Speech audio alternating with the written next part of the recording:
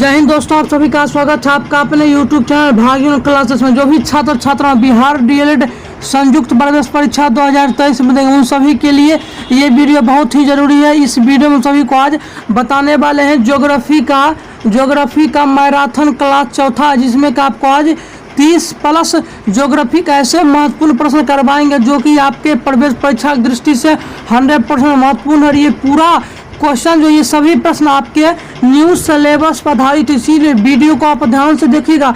जो भी क्वेश्चन का आंसर आता है आपको जवाब देना है। अगर सही होता है तो ठीक है, नहीं होता है तो उसको आपको याद करना है ताकि आपके प्रवेश परीक्षा में आ सके। 100% यही क्वेश्चन आप एक बार देख कर तो चलिए तो स्टार्ट करें। तो इससे पहले हमने जो है 90 क्वेश्चन करा चुका है 3 पार्ट में, आज चौथा पार्ट है। तो चलिए स्टार्ट करते हैं। 91 नंबर क्वेश्चन है, जनसंख्या की प्राकृतिक वृद्धि में कौन सहायक है? जनसंख्या की प्राकृतिक वृद्धि में कौन सहायक है आपको बताना है। तो राइट आंसर 91 का जन्म दर का अधिक होना। जन्म दर का अधिक होना ये आपका है, जन्म दर का अधिक होना, ये आप सभी को याद रखना है। प्राकृतिक बोला तो आपको जन्म दर का अधिक होना याद करना है। क्वेश्चन नंबर 92 है कि ग्रामीण जनसंख्या का प्रतिशत पिछले 100 वर्षों से घटकर कितना आ गया है? ग्रामीण जनसंख्या का प्रतिशत जो है पिछले 100 वर्षों से घटकर कितना आ गया है? तो 92 का आप सभी लोगों को बताना है। 92 का करेक्ट सी 68.8%। 68.8% जिनका भी आंसर है उनका पूरा करेक्ट है। चलिए नेक्स्ट क्वेश्चन की बात करते हैं।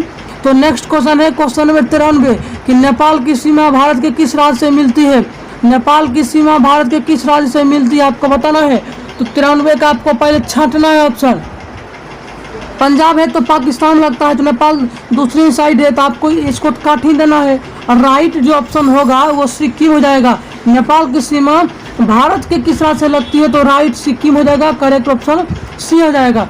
चलिए अगले क्वेश्चन बात करते हैं। क्वेश्चन नंबर 94, महाभारत लेख क्या है? महाभारत एक लेख जो वो क्या है आखिरकार आपको बताना है। तो 94 का जिनका भी है पर्वत श्रृंखला है, आपको याद रखना है पर्वत श्रृंखला। महाभारत लेख क्या है? पर्वत श्रृंखला। अब क्वेश्चन नंबर 95 है कि गंडक नदी को नेपाल में किस नाम से जाना जाता है? आप सभी लोगों को बताना है कि गंडक नदी को नेपाल में किस नाम से जाना जाता है आपको बताना है। तो 95 का जिनका भी बी है, 95 का जिनका भी आप सभी का बी आ रहा है, 95 का भी नारायणी नदी आपको याद रखना है। गंडक नदी को, गंडक तो बिहार में बोल, लेकिन गंडक को जो है नेपाल में क्या बोला जाता है? नारायणी नदी, आपको याद कर लेना है। अब देखिए नेपाल में माउंट एवरेस्ट को क्या कहा जाता है? नेपाल में माउंट एवरेस्ट जो चोटी है माउंट एवरेस्ट, तो उसको क्या कहा जाता है? हिमालय की सबसे ऊंची यानी दुनिया की सबसे ऊंची चोटी ये है माउंट एवरेस्ट को क्या कहा जाता है नेपाल में? दुनिया में तो माउंट एवरेस्ट कहते हैं, लेकिन नेपाल के अंदर क्या कहा जाता है? तो 96 का करेक्ट ऑप्शन हो जाएगा सागर माथा करेक्ट ऑप्शन आप सभी का आ जाएगा। चलिए अगले क्वेश्चन की बात करते हैं। चलिए क्वेश्चन नंबर 97 देखिए। क्वेश्चन नंबर 97 कह रहा है आपको कि नेपाल की सबसे लंबी नदी कौन सी है? नेपाल की सबसे लंबी नदी कौन सी है आपको बताना है। भारत की कौन है तो आपको याद रखना है, भारत का कौन है? गंगा नदी, ठीक है। उसके बाद नेपाल की सबसे लंबी नदी कौन सा है? तो 97 का जो राइट ऑप्शन होगा, 97 का जिनका भी बी है कर्णाली नदी, उनका पूरा करेक्ट है। चलिए नेक्स्ट क्वेश्चन की बात करें। तो नेक्स्ट क्वेश्चन है क्वेश्चन नंबर 98। क्वेश्चन नंबर 98 कि नेपाल में पोर्टजोल मिट्टी कहाँ पाई जाती है?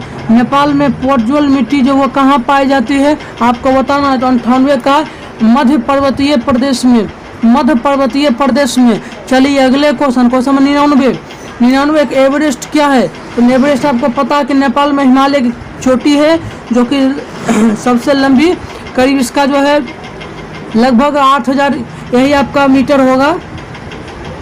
चलिए अगले क्वेश्चन की बात करते हैं। तो अगले क्वेश्चन है क्वेश्चन नंबर 100, मकालू क्या है? मकालू जो है वो क्या आपको बताना है। तो 100 यानी 100 का राइट आंसर क्या होगा? 100 का राइट आंसर हो जाएगा हिमालय का एक उच्च शिखर हो जाएगा। क्वेश्चन नंबर 101 देखिए, धवलगिरी कहाँ है? धवलगिरी कहाँ आपको बताना है। तो 101 का धवलगिरी कहाँ है बताना है। तो इसका राइट ऑप्शन होगा नेपाल में। धवलगिरी कहाँ है? तो नेपाल में। करेक्ट ऑप्शन जिनका भी डी है उनका पूरा करेक्ट है। अब देखिए क्वेश्चन नंबर 102, इनमें कौन नेपाल की नदी नहीं है? इनमें कौन नेपाल की नदी नहीं है? तो 102 का करेक्ट ऑप्शन सी फल्गु नदी। कोसी नदी नेपाल, बागमती नेपाल, गंडक नेपाल, क्योंकि पहाड़ी इलाका है तो पहाड़ी से ही आपका जो है गंगा यही सब नदी का निर्माण होता है। कोसी, गंडक, बागमती आपको ये नेपाल से निकलता है, तो आप सभी को याद रखना है राइट ऑप्शन। इनमें से कौन सी नेपाल की नदी नहीं है? तो फल्गु नदी नहीं है, इसीलिए आपको इसको याद कर लेना है। चलिए 103 देखिए, क्वेश्चन नंबर 103 देखिए कि नेपाल का सबसे विकसित उद्योग कौन है? नेपाल का सबसे विकसित उद्योग कौन सा आपको बताना है?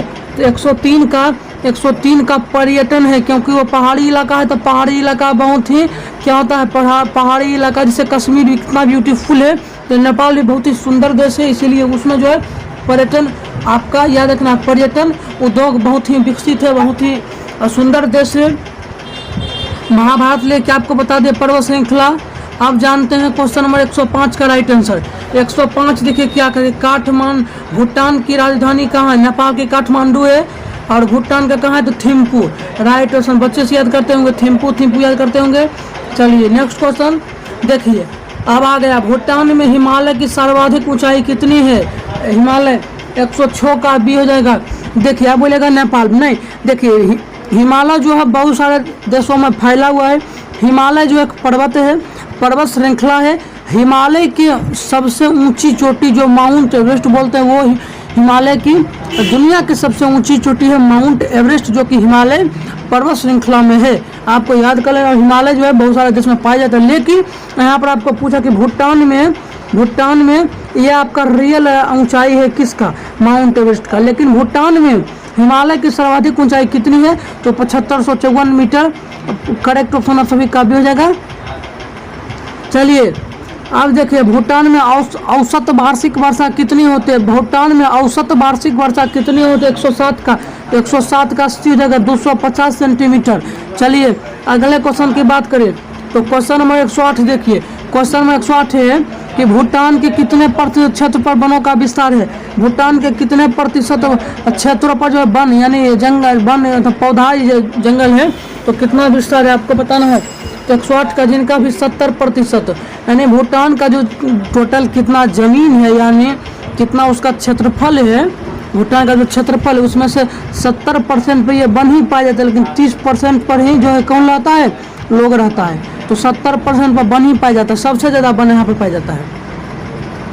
भूटान की साक्षरता दर कितना प्रतिशत है? भूटान की साक्षरता दर कितना प्रतिशत है? तो 109 का जिनका भी सी है, 42% उनका पूरा करेक्ट है। चलिए नेक्स्ट क्वेश्चन की बात करें तो क्वेश्चन नंबर 110 है कि किस पड़ोसी देश के पश्चिम में सिक्किम है? किस पड़ोसी देश के पश्चिम में सिक्किम है आपको बताना है। तो 110 का जिनका भी 110 का जिनका भी है भूटान, जिनका भी है उनका पूरा करेक्ट है, जिनका भी है उनका पूरा करेक्ट है। चलिए 111 के भूटान की सबसे ऊंची चोटी कौन सी है? भूटान की सबसे ऊंची चोटी कौन सी है? तो 111 का सी कुलांकागरी, आपको याद कर लेना है। अब देखिए क्या है कि भूटान का कितना प्रतिशत भाग पर वनों से आच्छादित है, तो आपको बताना है। तो 112 का क्या होता है आपको? 68%। Right option 68%।